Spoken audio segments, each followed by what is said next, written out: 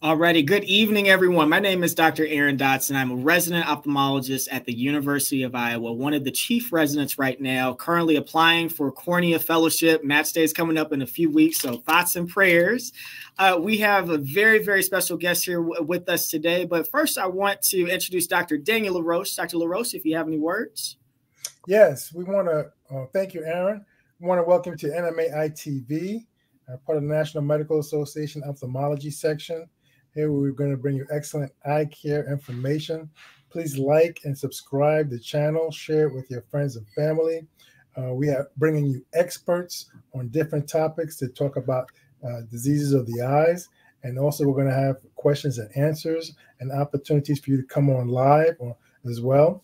And we have the great Joe Coney, a retina specialist, who's going to talk to us about diabetes in the eye. And I'll turn it back over to you, Aaron. Excellent. Thank you so much, Dr. Laroche. So for this evening, Dr. Coney will talk about how diabetes affects vision, how diabetes affects the eye, and all those things there. If you have questions that you want to have answered this evening, please feel free to put your questions in the comments box, whether it's on Facebook or on YouTube. If there are any issues with utilizing it, feel free to reach out to us. And then towards the end, if you want to come on the chat as well, we'll send the link within the chat if you want to ask any questions in live time. So without further ado, we have here Dr. Joe Coney, who is a retina specialist. Dr. Coney, if you could just talk about your background, your education, where you're currently working at, and things like that. Dr. Dotson, Dr. Laroche, first of all, thank you for having me on this program tonight. I think what you guys are doing is really great. Spreading the news to the community, I think, is very invaluable. Again, my name is Joe Coney. I'm a retina specialist. I'm a vitreoretinal surgeon, so I do both clinical and surgery on the back of the eye, which is the retina. What we're going to talk about today is going to be diabetes. I'm also a diabetic specialist. I have a year of training of diabetes at Joslin Clinic, which is part of Harvard's School of Medicine. Did my medical training at Loyola, my residency at Case Western, then again went to Boston and then did a second fellowship at vitreoretinal surgery down in Memphis. I've been in my practice for 17 years. I am one of the managing partners, and I do a lot of clinical research, mostly surrounding diabetes and macular degeneration. So it is really a pleasure to be here tonight, and I'm really hoping to share some great information with everyone. And I'm ready to roll when you're ready to roll, Dr. Dotson. I think we are good to go. So we just need for you to go to present and then share, and we'll get things up on the screen here.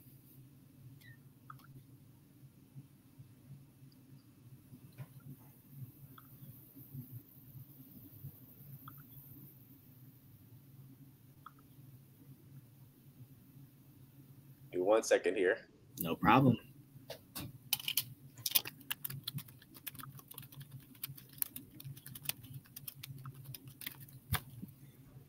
Alrighty, let me put this up here on the screen. All right, so all you. Okay. So today's talk is going to be on diabetic retinopathy. This is one of the many complications that you can get from diabetes. I tell my patients they typically don't die from diabetes, but they die from the complications of diabetes. And very similar, you lose vision from one of the complications of diabetes, and that's known as diabetic retinopathy. I'm a vitreoretinal surgeon, and I'm a partner and clinical research principal investigator at Retina Associates of Cleveland in Cleveland, Ohio, and I've been here since 2006. Now, I do work for several companies, and all these companies, they've been very instrumental in creating and developing different medications to fight different diseases in the back of the eye, particularly surrounding diabetes and macular degeneration. The reason why we're having this conversation tonight is because diabetes, unfortunately, is increasing in prevalence in the United States.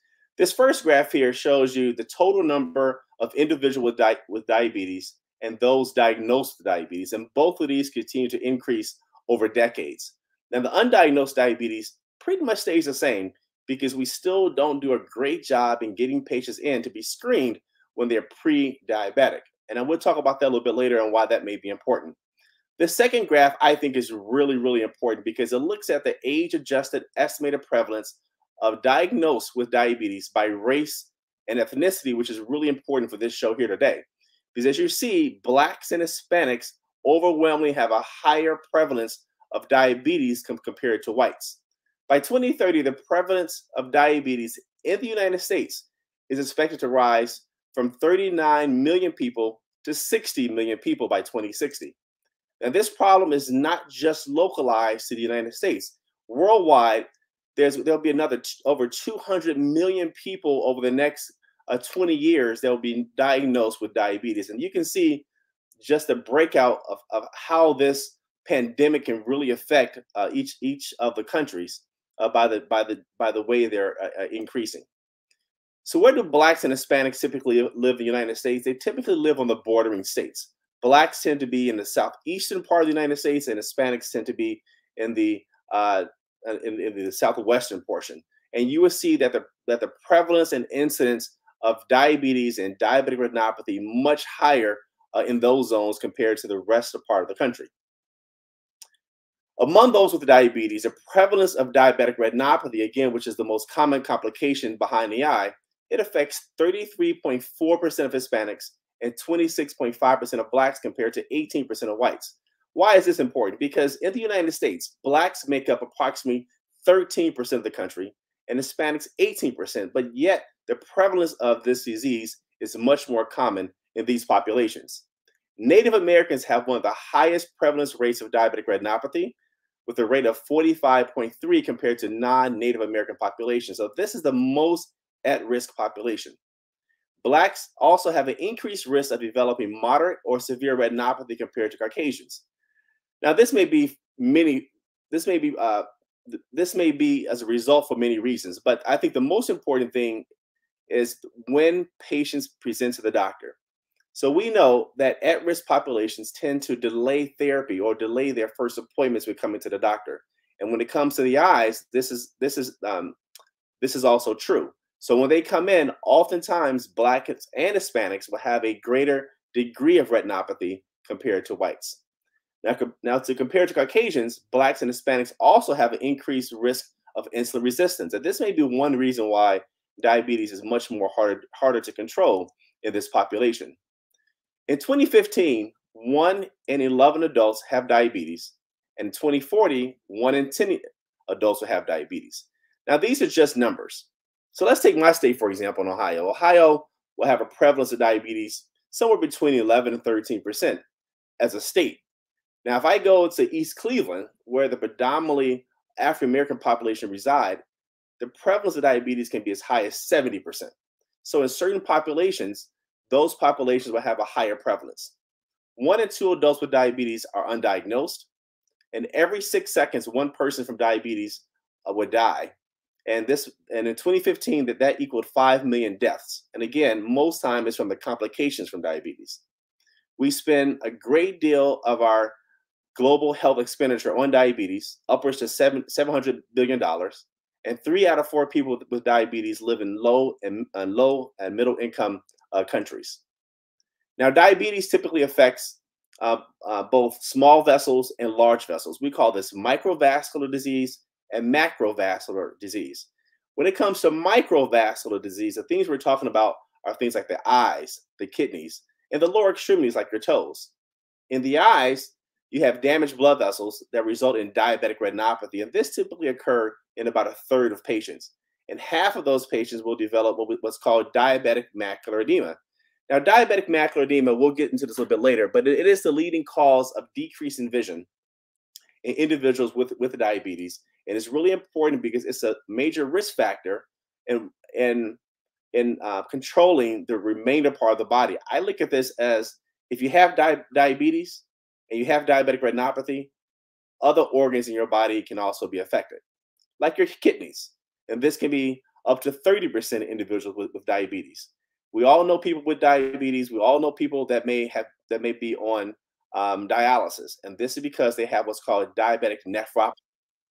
When it comes to the toes, this is called diabetic neuropathy because it also affects the nerves.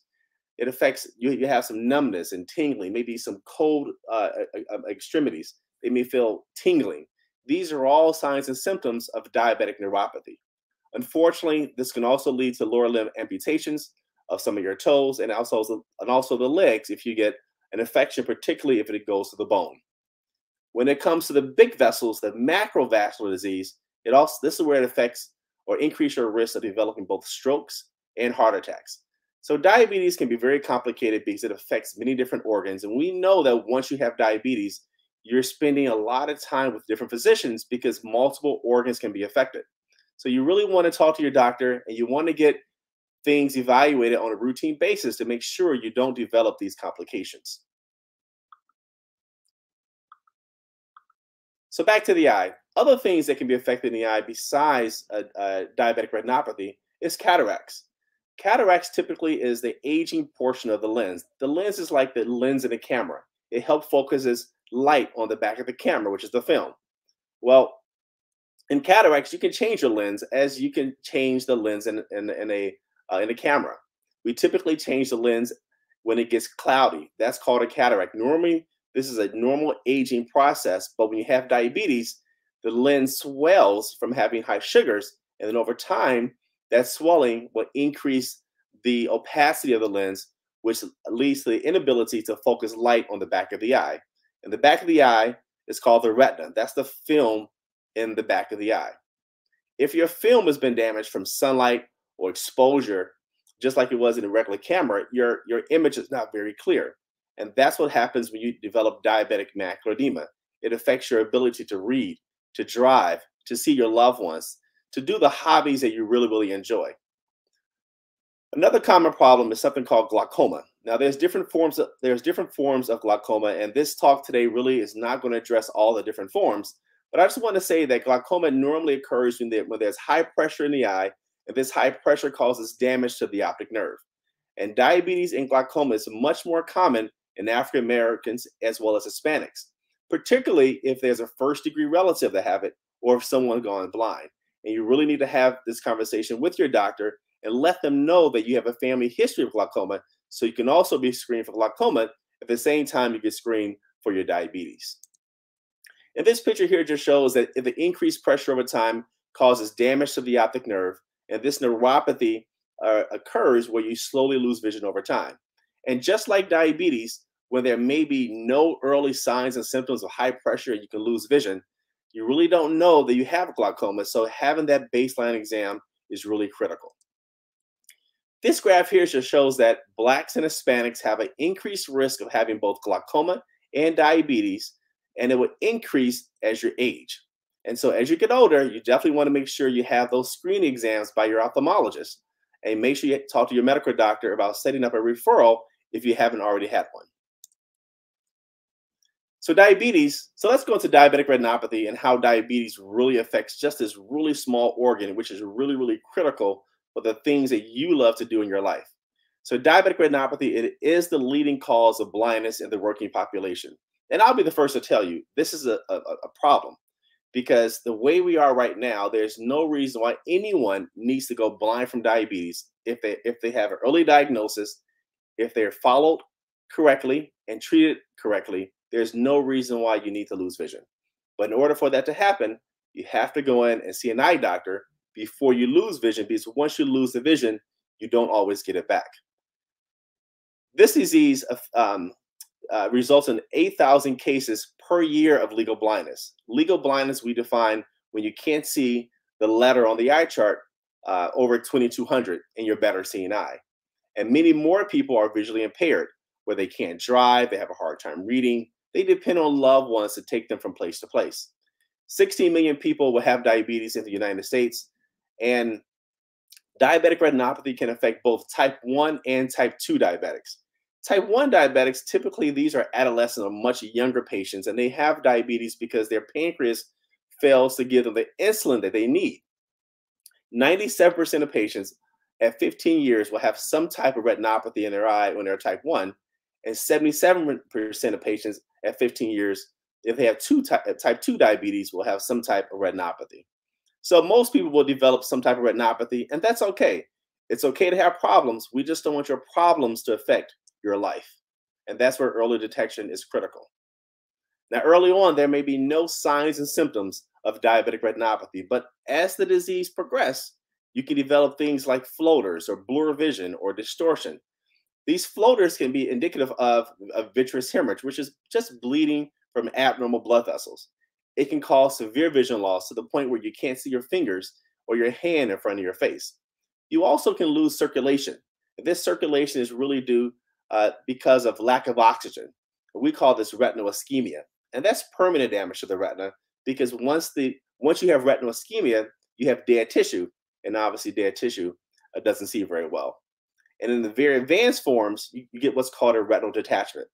And this retinal detachment is when the back of the eye separates from the front of the eye, and then you don't have the circulation and the nutrition that the retina needs.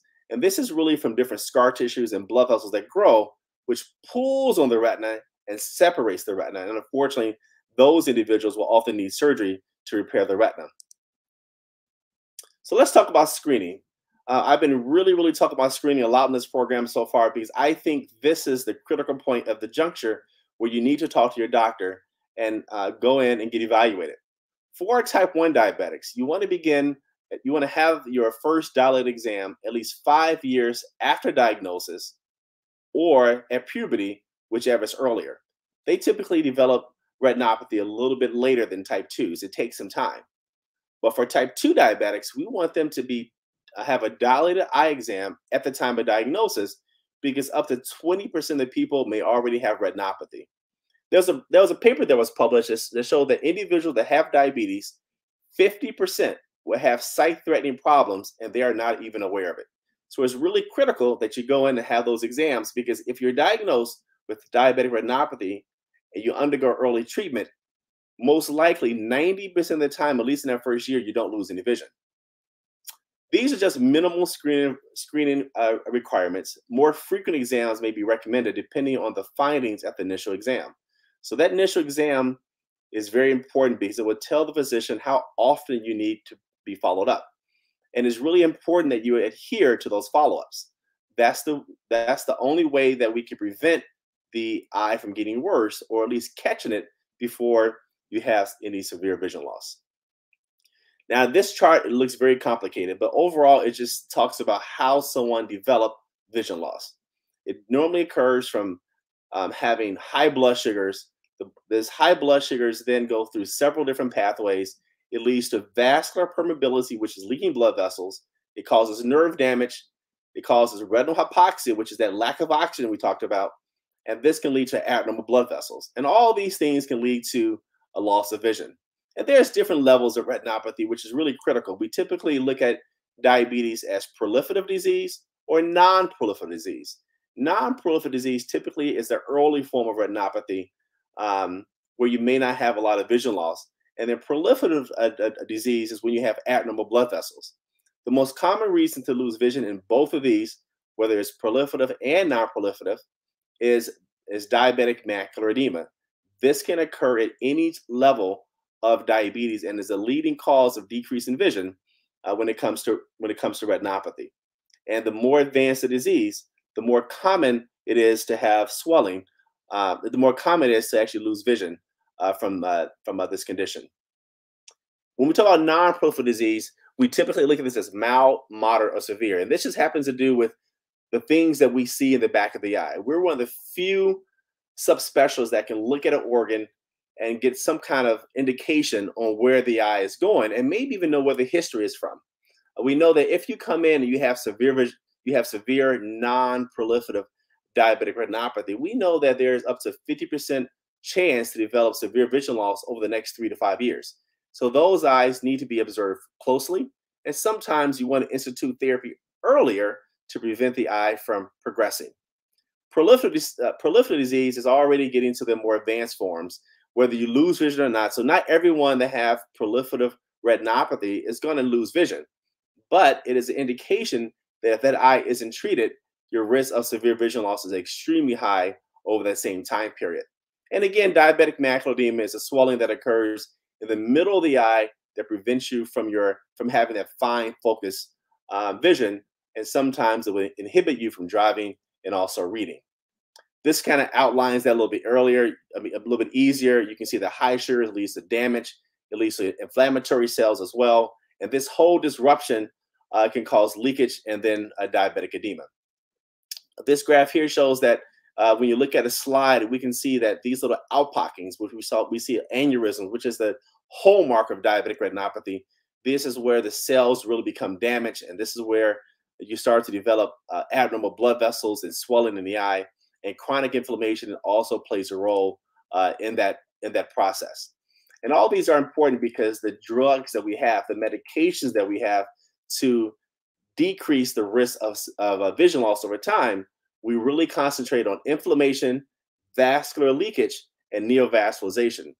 These are the things that these are the things that leads to progression of retinopathy, and this is where we target our therapy so individuals can keep seeing. So let's see how this can affect someone's life. So here's a normal photograph. This is what I would see if someone comes into my office that does not have any diabetic retinopathy. These small vessels here are the arteries. These large ones are the vein. This is considered the macula. So when I talk about that macular edema, that swelling, it typically affects the very center part of the eye.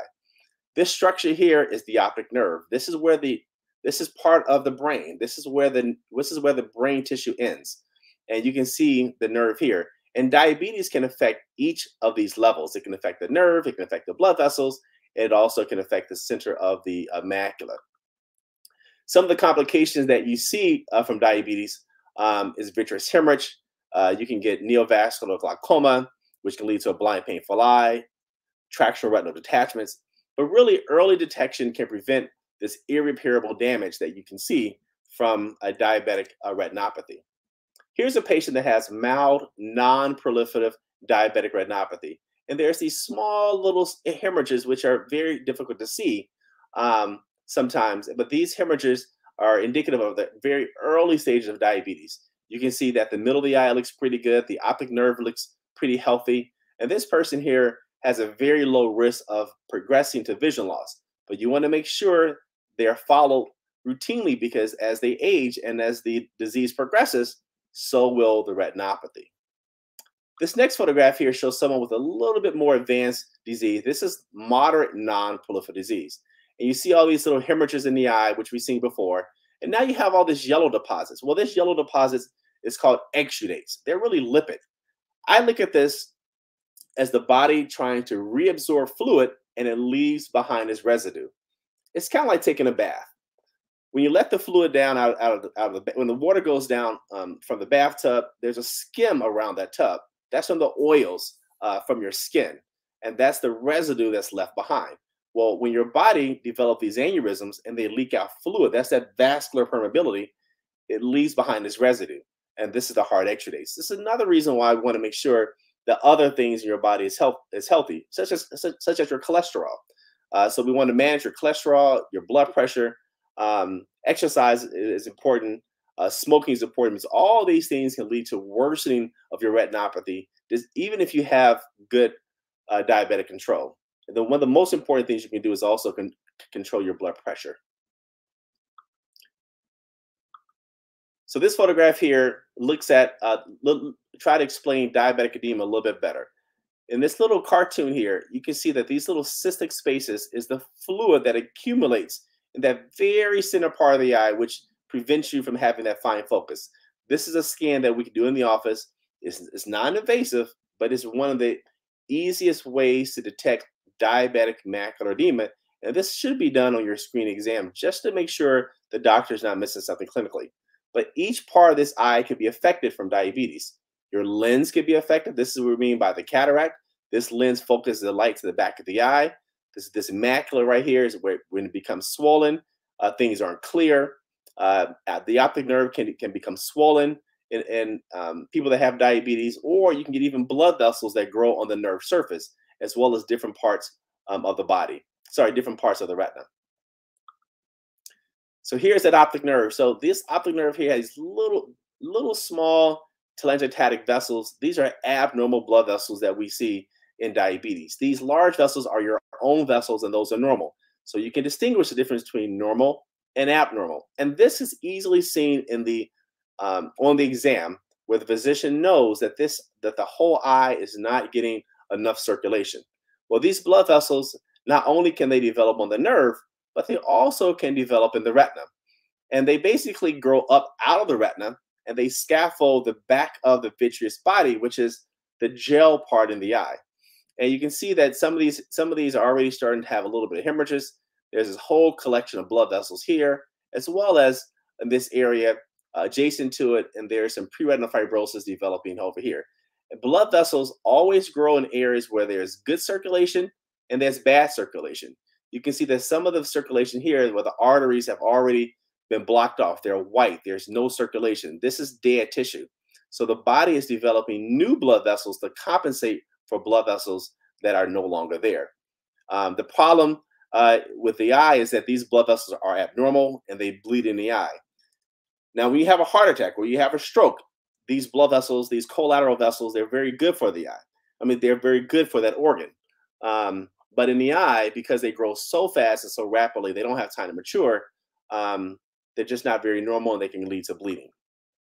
This next picture shows a person that had bled from this collection of abnormal blood vessels. It bled around the optic nerve, and if you look very closely, there's also some blood vessels up here as well. Here's that hard exudate, which is there's some leaking in the eye, and this eye is very sick. This eye needs aggressive therapy before it keeps advancing and the patient loses vision. If you look here, there's a little whitish area in this eye here. This patient's already starting to develop some scar tissue, which we call preretinal fibrosis. Other ways that we diagnose diabetes is with an angiogram. Now, this is a little bit more invasive than that little scan that we look for the OCT that we look for the swelling. We actually put some dye in one of the veins, and we can see the whole circulation of the eye. Just as if you had a heart problem and you want to go in for a catheterization, and they can see the blockages in the heart, we can do the same thing in the eye. This is done the same day procedure. It could be done at your next appointment, and this gives your doctor a lot of information and a deeper understanding of what's going on in your eye, and maybe answer questions on vision loss that cannot be explained with an exam.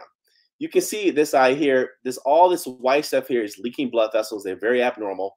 And you can see that there are some areas here where there are drop zones. We call this ischemia. This is an area where there's no circulation. And again, blood vessels grow in areas between no circulation, no circulation and circulation.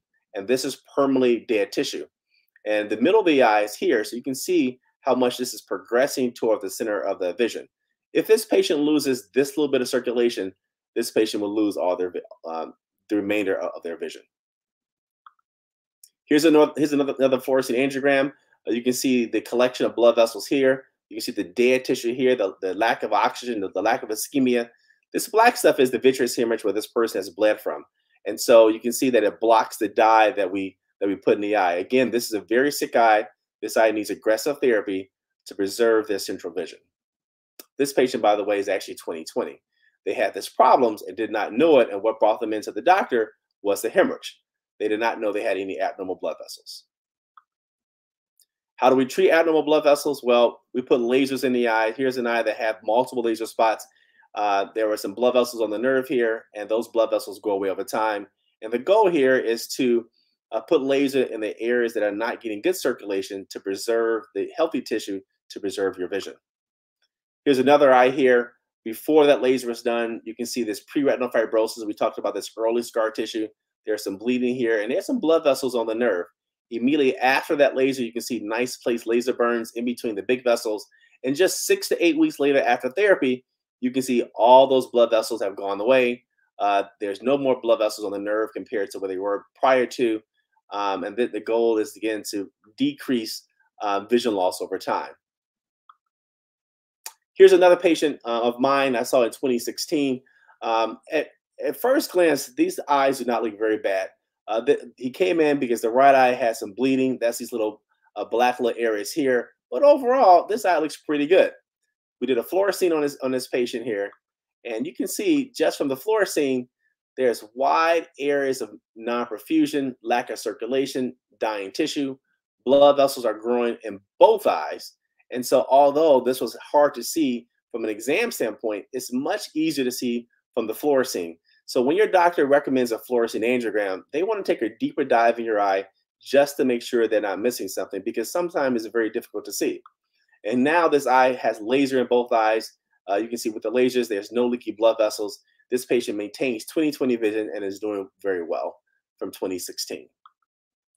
Another complication that can happen is a subhyaloid hemorrhage or a vitreous hemorrhage. this happened. This hemorrhage is kind of locked in to one of the underlying tissues in the retina.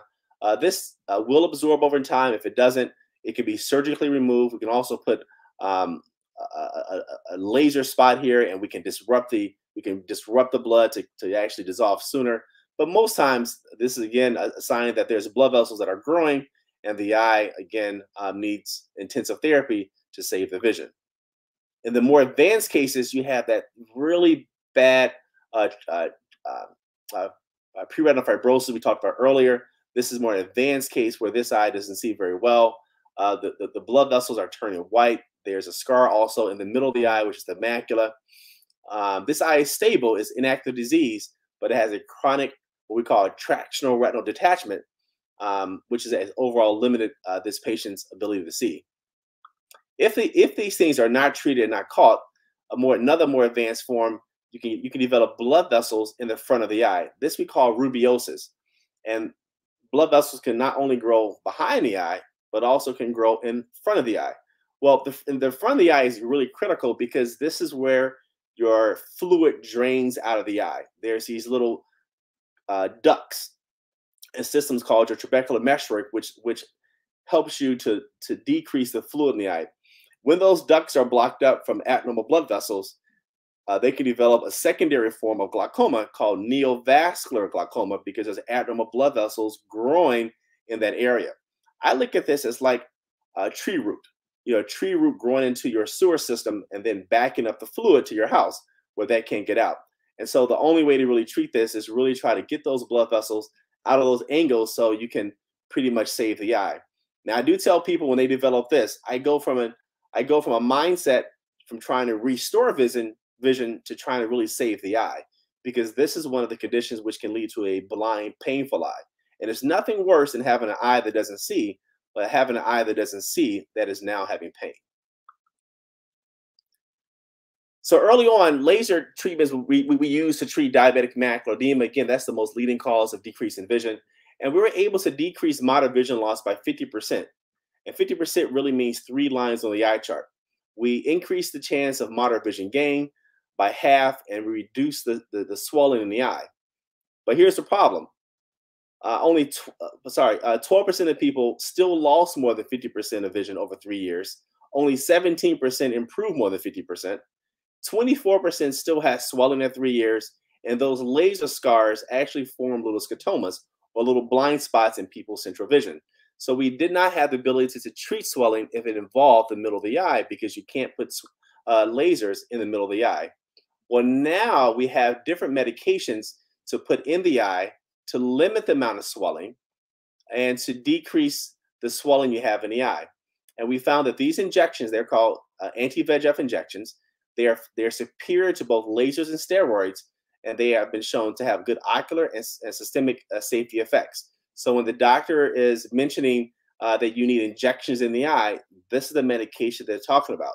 And they're really trying to take an eye that has swelling that looks like this to return back to its normal anatomy. And oftentimes this translates into better vision, or at least can prevent you from losing vision at a much more rapid rate. So these injections are monoclonal antibodies, which we designed these antibodies to attack what we call a vascular endothelial growth factor. That's what makes these blood vessels grow. That's what makes these vessels have increased permeability where they leak.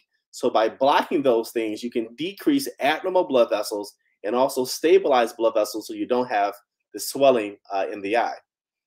We treat both proliferative diabetic retinopathy as well as diabetic macular edema, and it also decreases swelling in the eye. But what's the con? Well, these medications are not cheap, and most times you have to come in every 1 to 3 months for injections in the eye, because you do need like a long-term effect of this blockage of what we call this vascular endothelial growth factor. Steroids have also been shown to decrease inflammation in the eye, and this also helps with the swelling. There's different types of implants we can put in the eye, which is more of a time-release capsule. We have one capsule which lasts 3 months, and we have one capsule which you can see drug in the eye up to 3 years. And all these are given in the eye to decrease that inflammation, so you have more of a long-term treatment effect. But the problem is that we can develop cataracts quicker. with these injections, and we also have to watch the pressure because some people can develop a secondary form of glaucoma. So African Americans and Latinos tend to have a higher incidence of having glaucoma. So you have to be cautious with these patients. And again, making sure that you keep those follow-ups will be critical for those individuals. Again, these are injections that are given in the eye, and this little implant just sits there, and it gives 2 micrograms of medicine per day over 3 years to decrease that swelling by continuous low dose medication.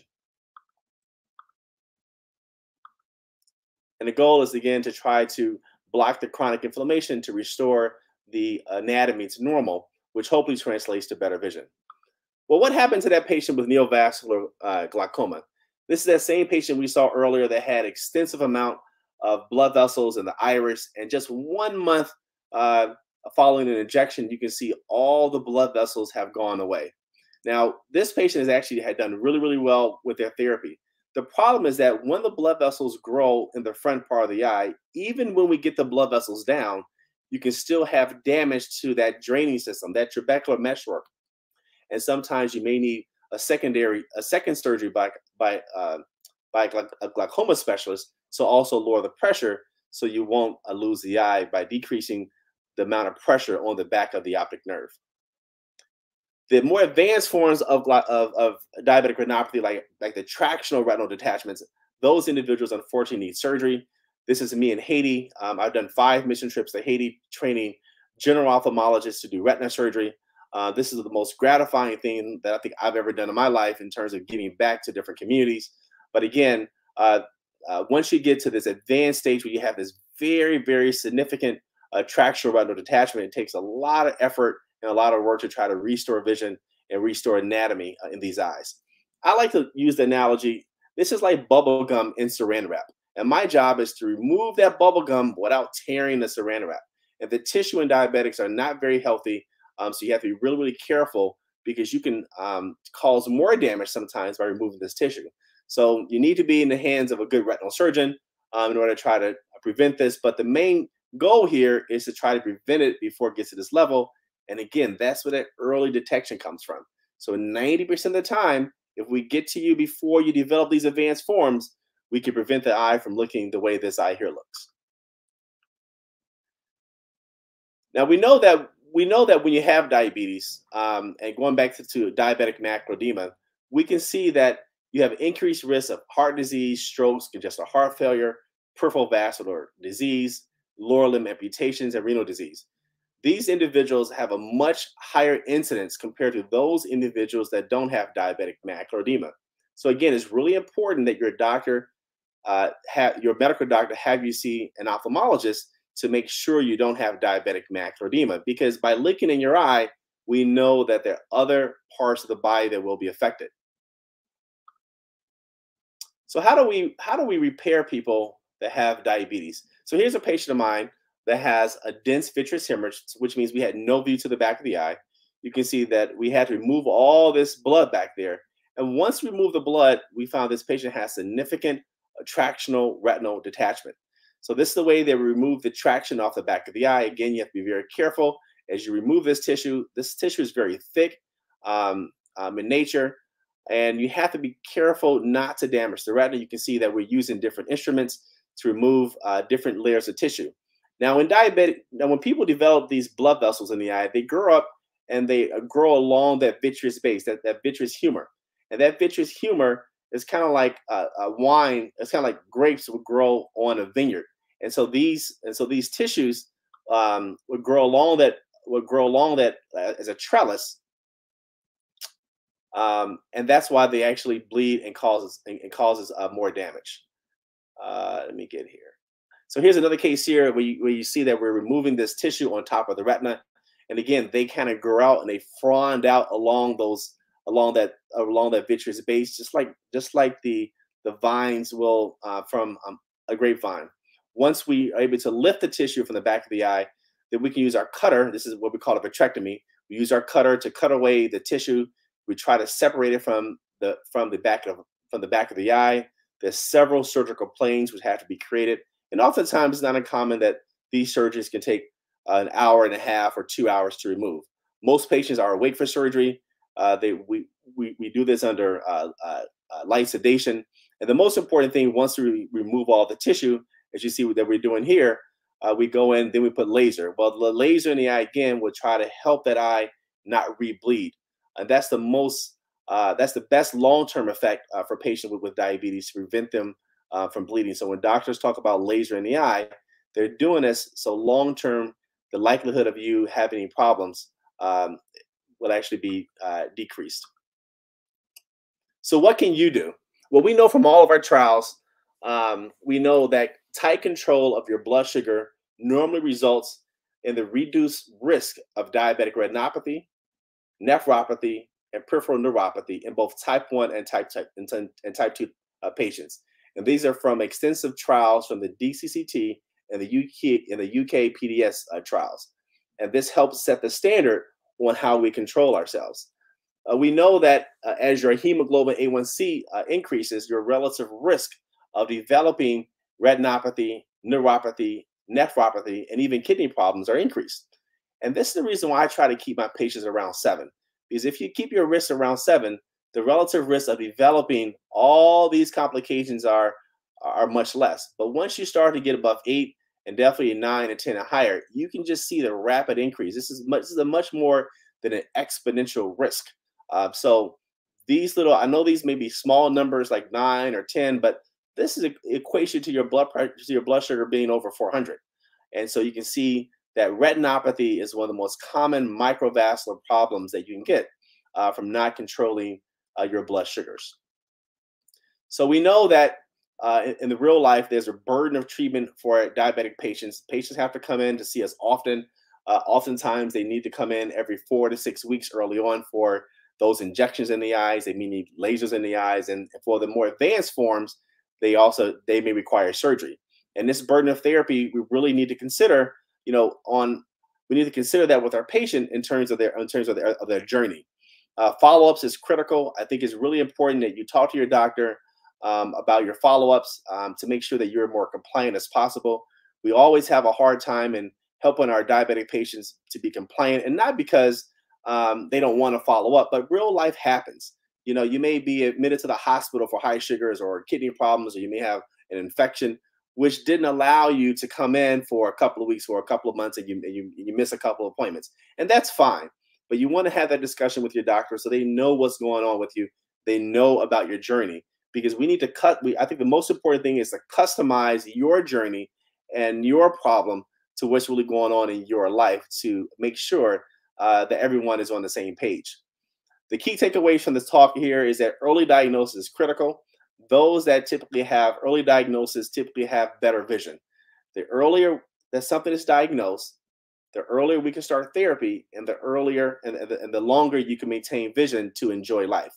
For type 1 diabetics, you want to have that 5 years after diagnosis or around puberty, whichever comes earliest.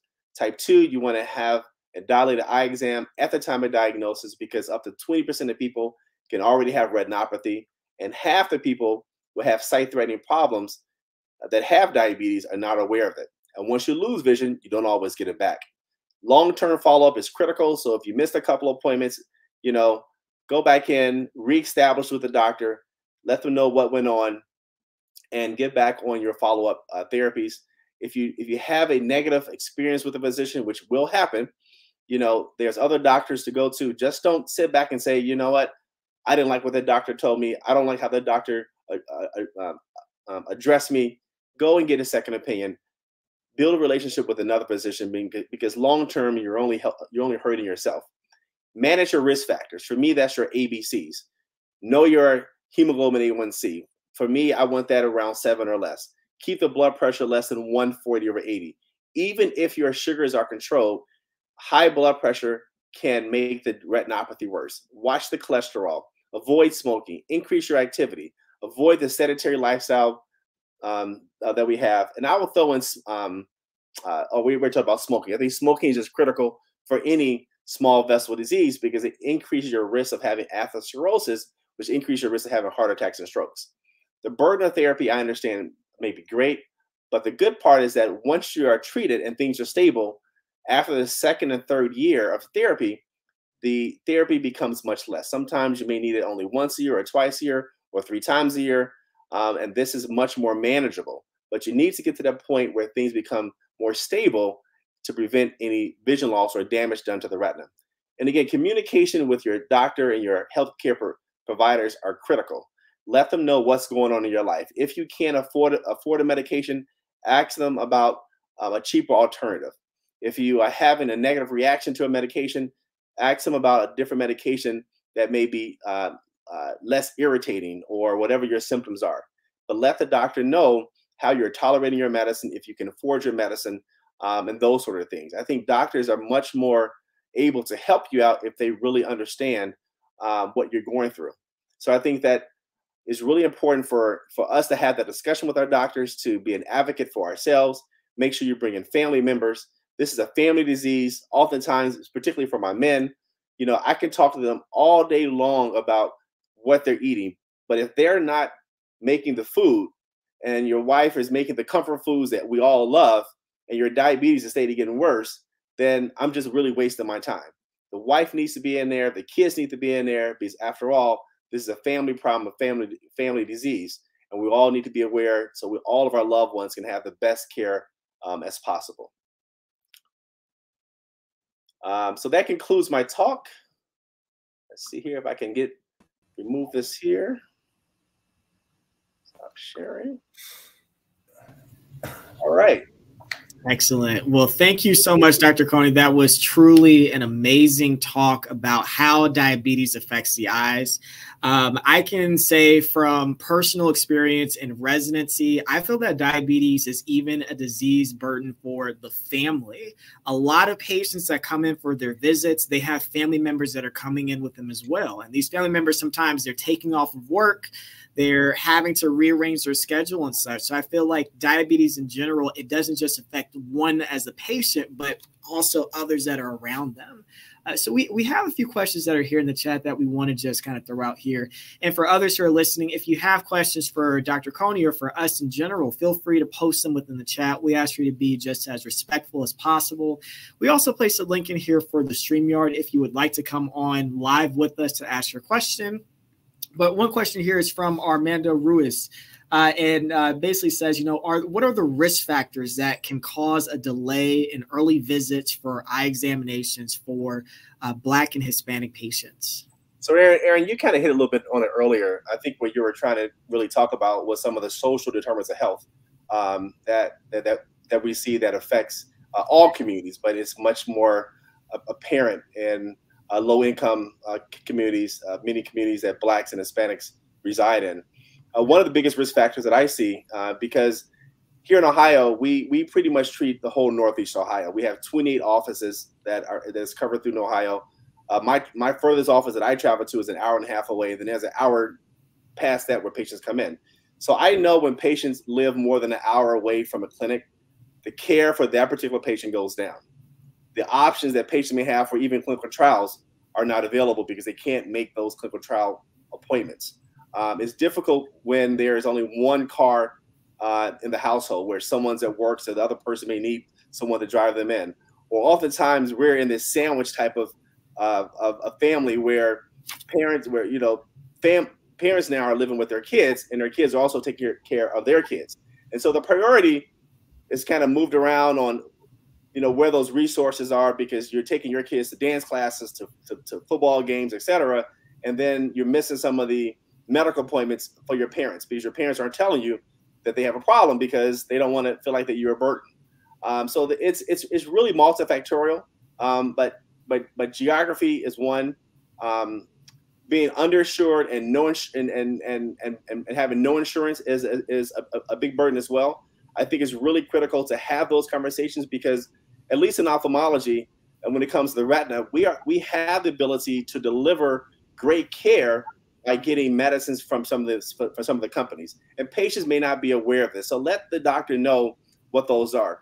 Clinical trials are another great avenue which can help the underinsured and no insured get access to great care. It's all covered by insurances. Most times they even provide transportation for you. They provide health care for you as well. And these are all things that we do in our clinical trial site just to make sure that those burdens are met. I think it's important. One of the biggest burdens too is that people feel that they just have a mistrust or a distrust with the institution for whatever reason. They may think about, past medical trials such as the Tuskegee experiment or the Henrietta Lacks story, or the Jewish individuals in concentration camps and how experiments was actually done on them. They may have been into a hospital before where they had pain and wasn't given pain medication, or someone went to the hospital and they felt that it just wasn't treated properly. And so all these things before a person walks in your office, they may have a lot of apprehensions. And so that's why I tell my front desk, their visit starts with you. And for every person that touches that person's life before they get to me is really, really important. So we want to make sure that this is a safe environment for all patients to be treated the same. We're also having problems now in how do we treat transgender patients, people that may not look like you. It's also really important that we give them the respect they need and understand the issues they have so we can also appropriately address their issues and deal with some of the complications and side effects they have from different medications and how those interact with one another. But so, there's a lot of different social determinants we could talk about. This is another show for you. Yeah. And Dan knows very well because I've heard him talk about, how do we train people to deal with people that don't look like you from an ophthalmology standpoint, from a legislative standpoint. But I do think that having a diverse background of people that work for you is much more beneficial to deal with patients that look like that community. And that also may help with the communication piece. We all believe that, patients want to see doctors that look like them. And I think that's really important. But at the end of the day, they just want doctors that can understand them, that can communicate with them. We can give them all the right things, tell them all the right information, give them the right therapy. But if they don't feel that you listen to them, that you heard their complaints adequately, they don't feel that you did a great job. So communication is extremely important as well. Absolutely wonderful answer, sir. One thing, even from my perspective as a resident, I love showing my patients their fundus photo, showing them their OCT so that they understand what it is that's going on and why we're offering them those different treatment options. So communication is absolutely important. Dr. Laroche, do you have any comments or any questions about this great conversation here? Joe, that was an excellent presentation. Your expertise, comes across because you just spoke very seamlessly over the last 45 minutes with excellent slides and videos. You have some compliments from the chat. Matthew Cunningham said, nice surgery, Dr. Coney. Thank you for joining us, Matthew Cunningham. Dr. Frankie Jacques says, great talk. Matthew Johnson says, excellent talk. Thank you, Dr. Coney. And then we do have another question. Matthew Cunningham says, do you want to comment on your thoughts about future long-term treatments for treating diabetic macular edema, and what treatments would you like to see available in the future in an ideal world? Well, Matt is a very good esteemed colleague of mine and a very good friend, and we do some of the very same work, and we all have the same problems that keep us up at night, which is really treating people with chronic diabetic macular edema. We have great medications available now. The problem is that there's a burden for therapy, and again, trying to manage those burdens with some of the barriers to therapy definitely exist. What we need in our field is longer biologics that can decrease some of the factors that make blood vessels grow and make blood vessels leak. We're in the process now of looking at different things now. Gene therapy is very hot right now. We're looking at different ways and to administer medications in different parts of the eye, which we haven't really ventured out before, particularly in the suprachoroidal space, where a single injection can decrease. You make these biofactories of the same type of medication you put in the eye for much more longer lasting effect. Those things are still in clinical trials, so we don't know the long-term effects of that yet. But I'm very optimistic that at some point we will get something where people are not coming in every 4, 6, 8 weeks. I can tell you now that from all of our clinical trials, we're able now to extend people out. Instead of getting injections every month, at least half of people we can get out to actually 16 weeks. And that's pretty exciting. Do you feel that with the anti-VEGF injections people have been getting, the severity of diabetic retinopathy is a lot less than we saw 10 years ago? And Dan, that's what I really meant by getting in early to be diagnosed, because we can actually turn back the hands of time. on how a patient looks. So the person comes in with severe non-proliferative disease, and after a year of therapy, you look in and you see very little diabetes. And so we know that eye has a much less risk of progression. And so it's really, really important to start therapy. And we know that once you start therapy, people tend to stay on their therapy. A few people kind of fall off because, life happens. But the majority of people would do very well with early treatment, early diagnosis, because again, not only can we treat the swelling, but we can also treat the severity of the disease and prevent the progression over time. We have a few other questions. Patient said that they have both diabetic retinopathy and a cataract. So how do you approach that patient with two things affecting their vision? So this is very common. Again, when you have diabetes, your risk of cataracts are definitely drastically increased. And the higher the sugars, the more likely you are to have cataracts, particularly if you had surgery for your diabetes. What I recommend is that you have to. It is really hard to know sometimes on how much damage is from the diabetes and how much damage is from the cataract. Once the diabetes is quiet, once there's no more diabetic edema and all that has resolved and the blood vessels have regressed and it's been well treated, I typically recommend the person have cataract surgery or at least get an evaluation from a cataract doctor. The cataract doctor has a way and the ability to do certain tests to see how much vision loss is contributed to the cataract. And oftentimes, most times they will actually see better. Even if they don't see better, their contrast is better, their clarity is better, their peripheral vision is better, particularly if you have really advanced disease. But the majority of people will end up getting their cataract out. The majority of people will see better. And oftentimes we get the cataract out so we can better treat the retina, because if I can't see your retina because your cataract, then we have a problem. So sometimes we do remove the cataract early just so we can have a better idea of what's going on in the retina. With respect to, you commented on diet and exercise. I try to give my patients who have diabetes concrete information, specifically eating lots of salads, lots of vegetables, baked chicken, baked fish, stay away from starch, stay away from sodas, drink water, exercise by walking 8,000 steps a day and using their iPhone. The iPhone can track steps for them. Do you have any other specific advice for diabetic patients that you give? I really think that, I'm not a trained dietitian. I think everyone's diet, difference. I do recommend a nutritionist or some type of physician assistant that can go through and spend time with them, that can also help hold them more liable to those things. All the things you mentioned are really important. We do have a brief conversation. And I also was sent a letter. I always send referrals to my physicians. And so I mentioned to them that we talked about, changing lifestyle and lifestyle modifications, and that they may benefit for some of these programs. I was on the Diabetes Association here, and so that's another place where I can lead them to have little families or little communities and outreach programs they have where they can go in and get free education, sometimes get free insulin if they need such things for emergency use. And so the Diabetes Association is another great place to go and to have these conversations and to get plugged in. Most time they have nurses that are well trained in this area, much more trained than I am, to help them target and tailor their diet to their own personal lives. Two final questions.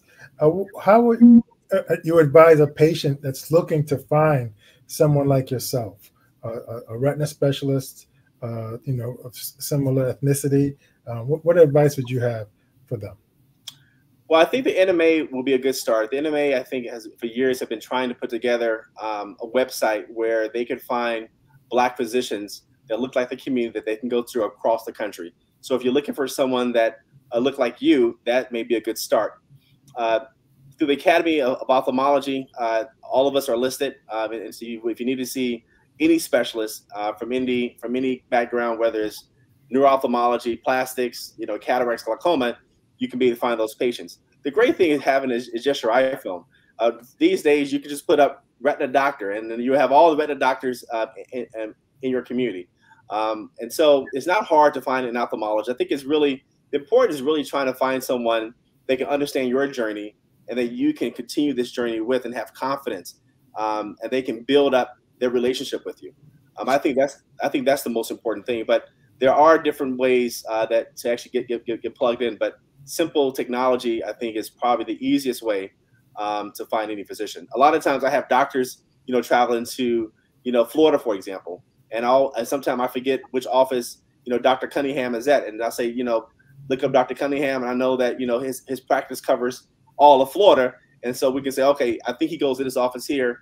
I know he's in Orlando, but he has a satellite here, and so I'm gonna send a letter to Dr. Cunningham. But if Dr. Cunningham doesn't see that patient, anybody in this practice is fine too. I just want to make sure that the handoff of care for that patient is easy. So if I can find the patient with a couple seconds in the office just by putting in a couple of keywords, I think patients can do the same thing as well. There was one other site actually, Black Eye Care Perspective. I think they have a website also. You can find Black ophthalmologists and optometrists. And the last question, there's a shortage of African-American physicians in terms of ophthalmologists and specialists.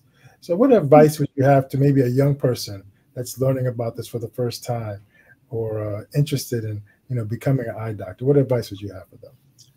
So here in Cleveland, I get that call at least a few times a month.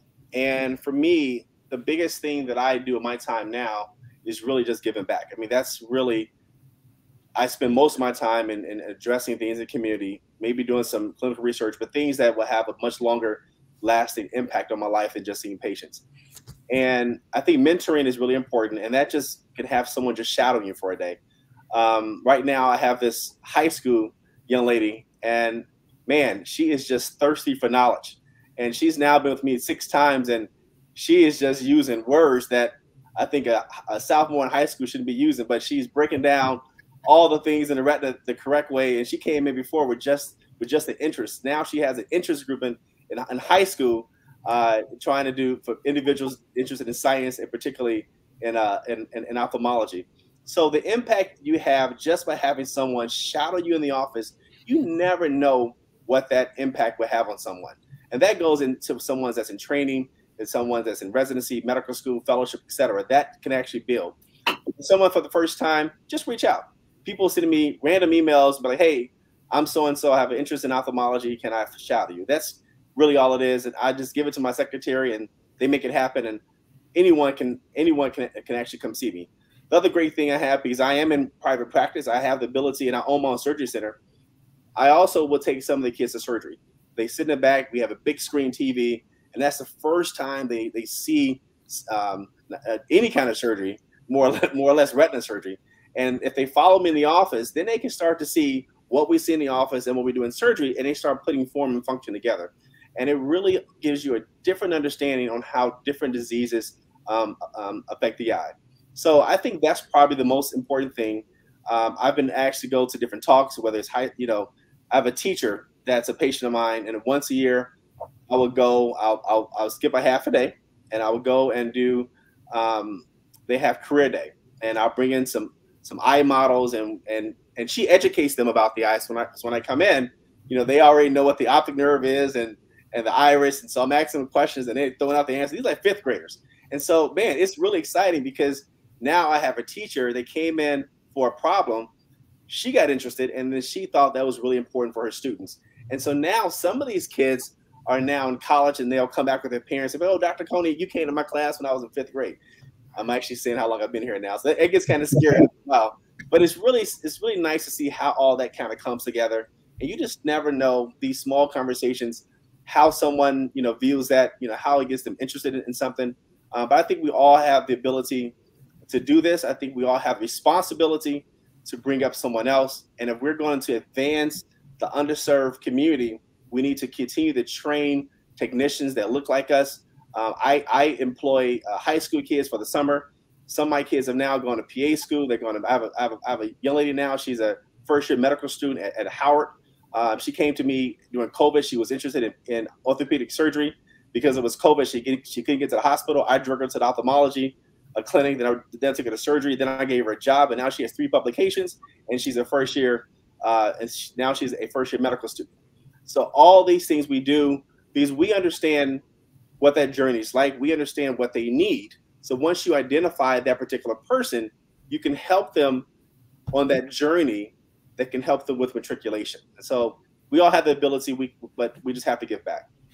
That's great advice. Thank you so much, Dr. Coney. I'll turn it back to you, Aaron. Thank you so much. Yes, thank you so much, Dr. Coney. You truly are a gem to the medical community, to the ophthalmic community, and especially to the National Medical Association. I have looked up to you as well as Dr. Laroche and many others in NMA, and you all are the reason why people like myself continue to keep pushing to get into ophthalmology and to do well. This has truly been an amazing talk. A few final words here. If you have diabetes, if it's been a while since you've seen your PCP, go see your PCP. Let's end the year off right, or let's get the next year started off on the right foot here. If it's been a while since you're going to see a doctor just in general, feel free to go and find a new primary care physician. Get that annual eye check if you do have diabetes, and let's continue to take great care of our eyes. Any final words, Dr. Laroche or Dr. Coney? I'm going to just turn it over to Dr. Coney to close this out. Right. We are going to have some additional shows coming up in the new year. Please, if you like this show, like the channel, subscribe, share it, invite somebody else. We want to get this information out to the community. And I'll turn it over to Dr. Coney to close us out. Again, the most important things, if you don't remember nothing else, get your eyes checked if you have diabetes. The earlier diagnosis normally leads to better outcomes. Remember your ABCs. Know your A1C level, blood pressure, cholesterol, diet, and exercise. If you do those 5 things, you'll probably die of something else besides diabetes. But that is the most important thing that you need to do to take care of yourself.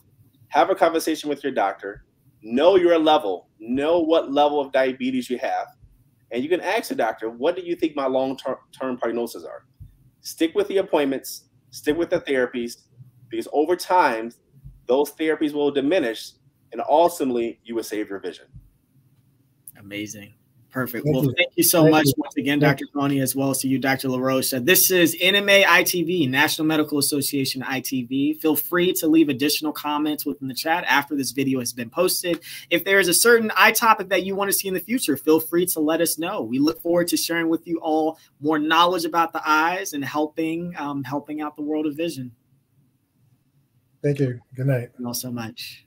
Thank you very much.